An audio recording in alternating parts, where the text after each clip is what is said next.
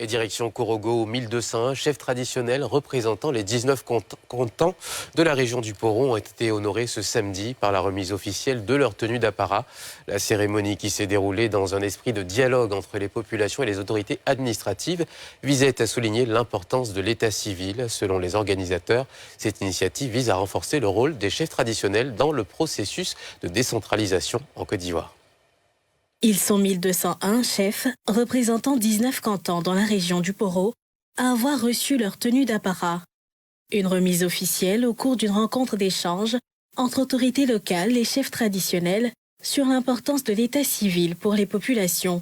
En nous offrant cette tenue, vous nous honorez et vous nous encouragez à perpétuer nos traditions et à jouer notre partition avec fierté et dignité pour la bonne marche de notre société. Vous êtes la cheville ouvrière qui œuvre quotidiennement dans la région du Poro afin d'apporter une contribution optimale aux efforts du gouvernement, et la rencontre de ce jour est bien une reconnaissance de la qualité de vos appuis. Selon le président du Conseil de la région, Fidel Boroton Sarasoro, cette cérémonie a souligné l'importance de fusionner les traditions ancestrales avec les exigences modernes de l'administration.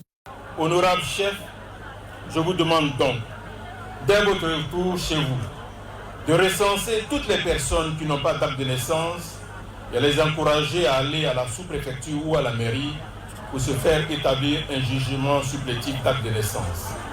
Cet acte de naissance leur permettra d'obtenir plus tard le certificat de nationalité et la carte nationale d'identité. Françoise Remarque, quant à elle, a souligné l'importance de la conservation de la valorisation du patrimoine culturel national. Ces tenues d'apparat ont en effet une valeur identitaire et culturelle. Notre pays assoit sa contribution au patrimoine culturel historique de l'humanité.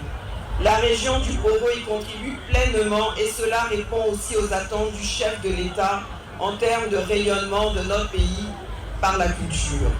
Cet événement témoigne d'un engagement selon les autorités politiques à l'harmonisation des valeurs traditionnelles avec les impératifs de la modernité, tout en rendant hommage à la richesse du patrimoine culturel ivoirien.